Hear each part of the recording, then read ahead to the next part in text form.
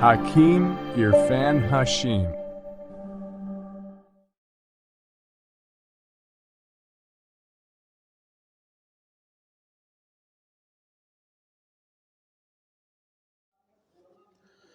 अस्सलामु अलैकुम वरहमतुल्लाहि वबरकातुहू। दोस्तों, मैं हकीम मोहम्मद इरफान हाशिम अपने यूट्यूब चैनल के ऊपर आपका इस्तकबाल करता हूं, स्वागत करता हूं। उम्मीद करता हूं कि दोस्तों आप सभी खैर आफियत से होंगे।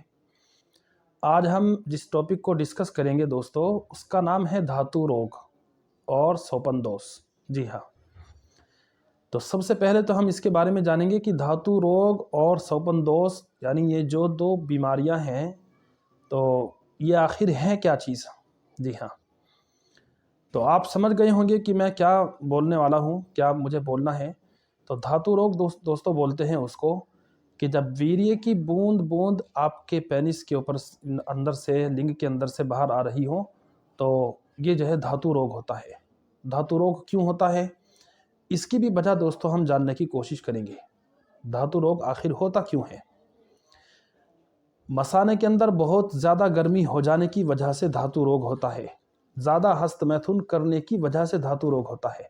ज़्यादा गर्म चीज़ें खाने की वजह से धातु रोग होता है। जी हाँ, अगर आप काम काज नहीं कर रहे हैं, अपने बदन के अंदर से आप पसीना नहीं निकाल रहे हैं, यानी आप मेहनत कश नहीं हैं, या आप वर्जिश नहीं कर रहे हैं, एक्सरसाइज नहीं कर रहे हैं, तो भी आपको धातु रोग होने की आशंका है। जी हाँ, क्योंकि धातु रोग से बचने के लिए सबसे पहले दोस्तों आपको मेहनत करने वाला भी होना चाहिए। आपके बदन के अंदर से पसीने का बाहर आना भी बहुत ज़्यादा ज़रूरी है, और आपके ख़यालात पाक साफ़ होने ज़रूरी हैं। कई बार ऐसा होता है कि धातु रोग उन लोगों को होता है जो हस्त मैथुन करने वाले होते हैं, और कई बार ऐसा होता है कि धातु रोग उनको होता है जो ज़्यादा गर्म खाने खाने वाले लोग होते हैं, जैसे गोश्त, अंडा, मछली या और भी बहुत सारी चीज़ें जो गर्म हुआ करती हैं, उनका ज़्यादा इस्तेमाल करते हैं। तो इसकी वजह से भी मैं समझता हूँ कि धातु रोग हुआ करता है। तो दवाई लेने से पहले दोस्तों परहेज़ का ध्यान रखना, ये मैं अपने हर वीडियो में आपको बताया करता हूँ कि सबसे पहले परहेज़ का ध्यान रखा जाए और उसके बाद आप दवाई को इस्तेमाल करें, ताकि दवाई इस्तेमाल करने का मुकम्मल फ़ायदा आपको हो। क्योंकि देसी दवाइयों में सबसे पहले जो होती है वो होती है परहेज़ की ज़रूरत। अगर आपने परहेज़ के साथ देसी दवाई को खा लिया है, देसी दवाई इस्तेमाल कर ली है, तो अल्हम्दुलिल्लाह सुम्मा अल्हम्दुलिल्लाह आप इस बीमारी से निजात पा जाएंगे।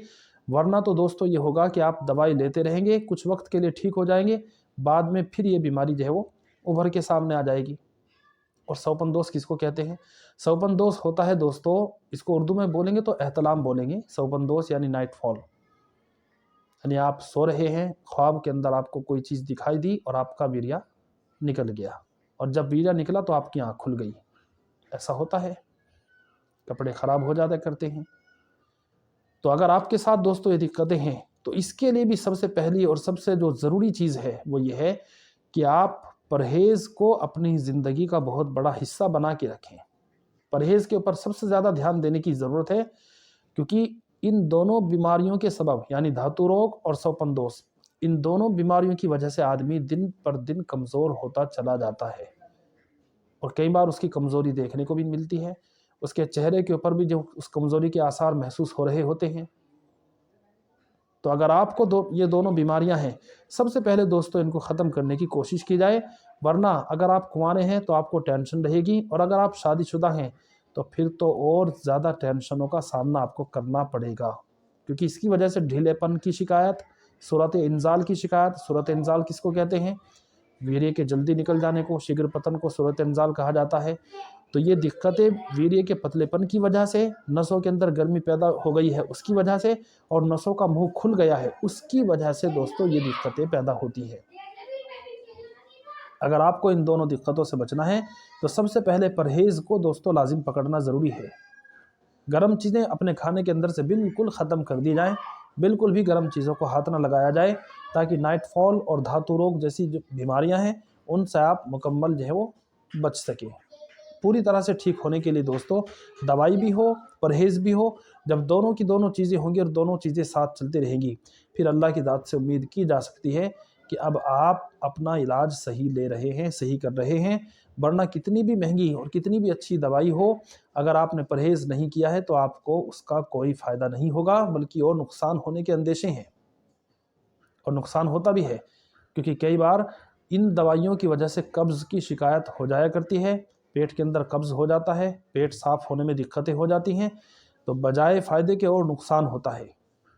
इसलिए जब ये दवाएँ आप खाया करें तो मेरी एक राय है कि आप इसके साथ साथ एक पेट की दवाई भी साथ में चलाएँ। हब्बे काबिद नौशादरी है, या तो वो चलाएँ, या फिर कोई चूर्ण है, हमदर्द वालों का चूर्ण आता है वो चलाएँ, या फिर नुस्खे हैं, जिस हकीम से आप दवाई ले रहे हैं उसी हकीम से आप पेट की दवाई भी लिया करें।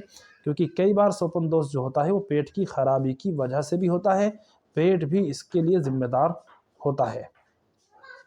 रात के खाने के अंदर से दोस्तों अपने खाने को बिल्कुल कम कर दें, थोड़ा कम खाया करें, और जब सोने लगें तो ठंडे पानी से हाथ पैरों को धो के सोया जाए। और अगर गर्मियों का ज़माना है, गर्मियों का मौसम है, तो आप उसमें दही खाकर भी सोएं। ये मैं एहतलाम वालों के लिए बता रहा हूँ, यानी सोपन दोष वाले जो रोगी हैं उनको इसका ख़ास तौर से ध्यान रखना ज़रूरी है। फलों के ऊपर ध्यान दें।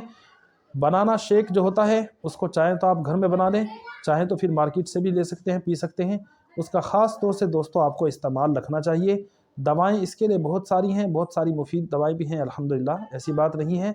असली शहद अगर आपको कहीं से मिल जाए, असली शहद को दूध के साथ डाल करके और उसी में 1 चम्मच प्याज का अरक, जी हाँ, बस ये अपने आप में एक दवाई बन जाती है। इसका सुबह में भी और शाम में भी इस्तेमाल करना धातु रोग के लिए भी, सोपन दोष के लिए भी बहुत ही कामयाब और अच्छी दवा है अल्हम्दुलिल्लाह। लेकिन शर्त है कि आप पेट को बिल्कुल सही रखें पहले, यानी पेट की इस्लाह हो जानी सबसे पहले ये चीज़ ज़रूरी है कि पेट बिल्कुल आपका ठीक रहे, कब्ज़ पेट के अंदर बिल्कुल भी ना हो, तो ताकि जो दवाएं आप खा रहे हैं उन दवाइयों का पूरा फ़ायदा आपको मिल सके।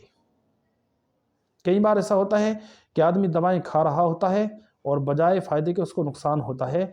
उनमें सबसे बड़ा जो हाथ होता है दोस्तों वो बद परहेज़ी का ही होता है, यानी आप परहेज़ नहीं कर रहे हैं। परहेज़ के साथ कम दवाई खाई जाएगी, फ़ायदा होगा। बग़ैर परहेज़ के लंबे टाइम तक दवाई खाई, उसका कोई फ़ायदा बिल्कुल भी नहीं होने वाला है। इसलिए मेरा कहना है कि आप अगर धातु रोग से, सोपन दोष से, इन दोनों रोगों से आप छुटकारा चाहते हैं, और ये मैं समझता हूँ कि ये दोनों की दोनों बीमारियां आदमी को खोखला कर देती हैं, अंदर से बहुत कमज़ोर बना देती हैं। बल्कि धातु रोग तो अपने आप में बहुत ही मोहलिक मर्ज़ है, बहुत ही गंदा मर्ज़ है, क्योंकि ये मर्ज़ जो है वो कभी भी, कहीं भी, किसी भी वक्त होता रहता है। सेक्स को सोचते रहेंगे और आपको बूंद निकलती रहेगी, सेक्स को सोचते रहेंगे, बूंद निकलती रहेगी। ये धातु रोग है, इसको जिरियान भी कहते हैं, धातु रोग भी कहते हैं, यानी धात का निकलना भी कहते हैं, वीर्य की बूंदें निकलती रहना। जी हाँ, इन सब चीज़ों को दोस्तों ख़त्म करने के लिए पहले परहेज़ और फिर बाद में दवाई, इसका ख़ास ध्यान रखना है। और ख़यालात की पाकीज़गी ये तो सबसे पहले है। आपके ख़यालात हत्तल वसा दुरुस्त होने चाहिए, अच्छे जो है ख़यालात आपके होने चाहिए, इसका दोस्तों ख़ास ध्यान रखना है। आज की वीडियो में दोस्तों हम इतनी ही बात करेंगे। आपसे दोस्तों बहुत मुअद्दिबाना गुजारिश करता हूँ कि अगर आप नए हैं, हमारी वीडियो को देख रहे हैं, तो आप हमारे चैनल को सब्सक्राइब भी कर लें, लाइक और शेयर भी कर दें, ताकि आने वाली जो वीडियोज़ हैं वो आप तक पहुँचती रहा करें। अस्सलाम वालेकुम, अल्लाह हाफिज़। Hakeem Irfan Hashim. Free home delivery contact 80579200380.